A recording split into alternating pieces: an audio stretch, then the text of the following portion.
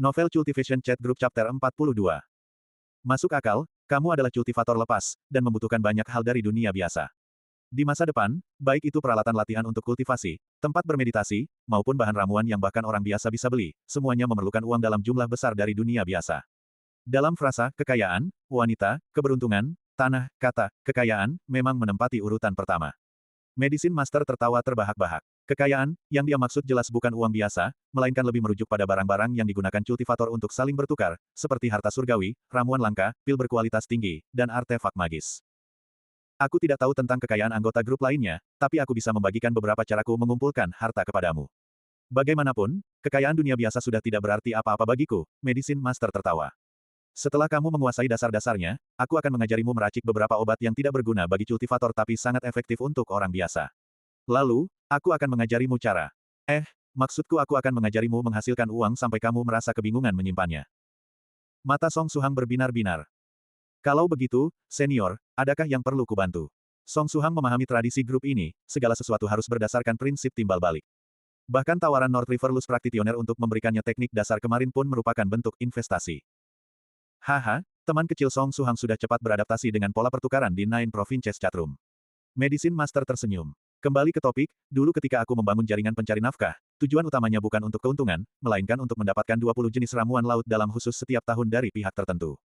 Begini saja, nanti aku akan mengajarimu meracik obat yang menarik. Kamu yang akan bertanggung jawab memproduksinya setiap tahun untuk ditukar dengan mereka. Untuk setiap 20 jenis ramuan dan aset dunia biasa yang kamu terima, berikan saja 40%-nya padaku. Anggap saja 60% sisanya sebagai upahmu. Detail transaksinya kita bicarakan setelah kamu benar-benar menguasai dasar-dasarnya. Meski tidak tahu berapa nilai 60% aset dunia biasa tersebut, Song Suhang dengan senang hati menyetujui proposal Medicine Master. Sambil mengobrol, mereka terus berjalan. Tak lama kemudian, mereka tiba di gang kecil di Jalan Auspicious tempat pahlawan kita bermarga Song kemarin dengan gagah berani menyelamatkan seorang gadis. Medicine Master tiba-tiba berhenti. Dia lalu berbalik dengan tajam dan menatap ke ujung gang. Sorot matanya setajam pedang, seakan bisa menembus relung hati terdalam seseorang. Ada apa, senior? Song Suhang bertanya dengan bingung. Beberapa detik kemudian, Medicine Master berbalik dengan senyuman. Bukan apa-apa, hanya beberapa penguntit yang menyebalkan. Setiap kali aku keluar, selalu ada saja yang menyuruh antek-anteknya untuk membuntutiku, baik dengan maksud mendekatiku dan meminta bantuan meracik obat, maupun untuk menyelidiki apakah aku sedang mencari ramuan berharga dan mengambil sisa-sisanya. Karena ulah pengganggu-pengganggu inilah setiap kali aku mencari ramuan, bahkan untuk Morning Dew Mysterious Grace yang paling biasa sekalipun, aku akan memindahkannya. Tak akan kutinggalkan sehelai daun pun untuk mereka. Ternyata senior Medicine Master ibarat detektor harta berjalan. Dia selalu bisa menemukan tempat-tempat yang mengandung bahan ramuan. Kalau tidak, mengapa orang-orang sampai bersusah payah mengikutinya hanya untuk mengambil sisa-sisanya? Selain itu, Medicine Master tampaknya menyimpan kebencian mendalam terhadap para penguntit itu. Di kedalaman gang, sesosok figura bersandar lemah pada dinding. Dengan tangan gemetar, dia mengeluarkan sebatang rokok dan menyalakannya. Senyum paksanya begitu getir, sampai-sampai bisa membuat siapapun yang melihatnya merasakan penderitaannya yang mendalam. Dia tak lain adalah Altar Master, yang kisah hidupnya layak ditulis sebagai novel tragedi. Energi yang begitu mengerikan. Ini adalah tekanan yang timbul dari perbedaan level kekuatan kita yang begitu jauh. Saat Medicine Master menatapnya tadi, dia merasakan sensasi seperti berada di ambang kematian. Altar Master datang ke wilayah Jiangnan dengan mengikuti jejak Song Suhang. Dia ingin mendapatkan Spirit Ghost, sementara Song Suhang dan Soft Feather masing-masing memiliki satu. Namun, Spirit Ghost yang berada di tangan Soft Feather jelas mustahil didapatkan. Gadis itu datang dari tempat jauh khusus untuk mengambil Spirit Ghost tersebut dan pasti sangat menghargainya. Lagi pula, kekuatannya superior dan didukung keluarga yang kuat. Altar Master sudah pasrah, bahkan andai dia bersujud dan menyerahkan seluruh hartanya, gadis itu takkan meliriknya. Mustahil baginya untuk mendapatkan Spirit Ghost milik Soft Feather. Apalagi dengan cara merampas. Altar Master bahkan tidak mempertimbangkan opsi ini. Dia merasa bahkan dengan 10 dirinya sekalipun, tetap tidak akan mampu melawan gadis itu sendirian. Sebaliknya, Senior Song, yang misterius itu tampaknya tidak terlalu terikat dengan Spirit Ghost-nya.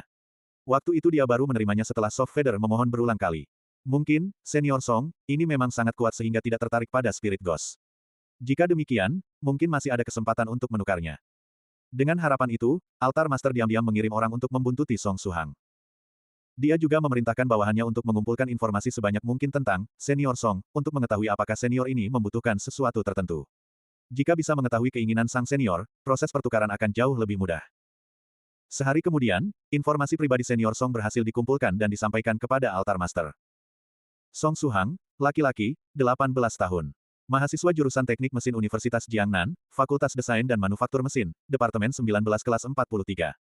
Lulusan SMA Negeri 1 Luolin. Saat ini tinggal di kota Universitas Jiangnan. Informasi pribadinya menunjukkan rekam jejak yang bersih, seorang pemuda biasa yang juga dikenal sebagai murid berprestasi dan suka menolong. Melihat data, Senior Song, yang misterius ini, altar master terpana tak berkutik. Apakah matanya salah lihat? Apakah ini benar-benar data seorang kultivator, bukan mahasiswa biasa? Apakah informasi ini palsu? Itu adalah pikiran pertamanya. Dia menatapi data tersebut lama sekali, namun foto paspor pria muda dengan senyum lembut itu jelas-jelas adalah Senior Song yang dia lihat. Altar Master memegang erat lembar informasi itu, tenggelam dalam pikiran. Pikirannya kacau balau, berbagai kemungkinan silih berganti muncul. Akhirnya, dia memutuskan untuk membuntuti Song Suhang sendiri. Dia ingin memastikan apakah ada kesalahan dalam laporan bawahannya. Pada akhirnya, apakah Song Suhang benar-benar kultivator kuat, atau hanya orang biasa? Jika, Senior Song, ini memang orang biasa, mengambil spirit ghost darinya akan semudah membalik telapak tangan. Saat itu juga, Altar Master bersumpah dalam hati, jika Song Suhang benar-benar orang biasa, dia akan mengulitinya hidup-hidup, merobek setiap uratnya, menyiksa jiwanya hingga menjadi ghost yang ganas. Hanya itu yang bisa meredam kebenciannya setelah dicekam ketakutan selama berhari-hari. Maka, dia pun bergegas ke kota Universitas Jiangnan. Sesampainya di Jiangnan, dia kebetulan melihat Song Suhang sedang pergi bersama pria bergaya visual kei yang sangat mencolok. Dia membuntuti mereka dengan sangat hati-hati, berusaha mati-matian menyembunyikan keberadaannya. Bagaimanapun, sebelum memastikan apakah Song Suhang benar-benar senior kuat atau orang biasa, dia harus tetap waspada. Dia merasa sudah menyembunyikan diri dengan cukup baik, karena Song Suhang dan pria visual kei itu sama sekali tidak menyadari kehadirannya. Rencananya, dia akan mengamati Song Suhang selama beberapa hari, lalu mencari kesempatan untuk menguji apakah pemuda ini kultivator atau orang biasa. Setidaknya, itulah yang dia pikirkan. Namun, tepat ketika dia merasa berhasil menyembunyikan diri, pria visual kei yang berjalan berdampingan dengan Song Suhang tiba-tiba menoleh dan menatapnya. Sorot mata itu tajam bagai belati. Pandangannya ibarat elang yang membumbung tinggi mengawasi kawanan burung puyuh di bawah. Atau seperti iblis purba yang tersenyum sinis melihat semut di ujung jarinya. Sungguh mengerikan, dari mana makhluk suci ini berasal? Altar Master pada dasarnya adalah pribadi yang pengecut dan hati-hati. Semakin lama hidup, sifatnya itu justru semakin menjadi. Dia nyaris pingsan ketakutan. Setelah menghabiskan sebatang rokok, tangan Altar Master yang gemetar akhirnya tenang. Seberapapun ketakutannya, dia tetap harus melakukan apa yang harus dilakukan. Setelah mematikan rokoknya, Altar Master memaksakan diri untuk tenang. Kali ini, setelah berhasil mendapatkan spirit ghostku, aku akan kembali ke kampung halaman di utara dan berkultivasi dengan tenang. Namun, dia harus menunggu Song Suhang berpisah dulu dengan pria visual kei itu sebelum mencari kesempatan untuk bertindak. Sekali lagi, menunggu kesempatan yang tepat.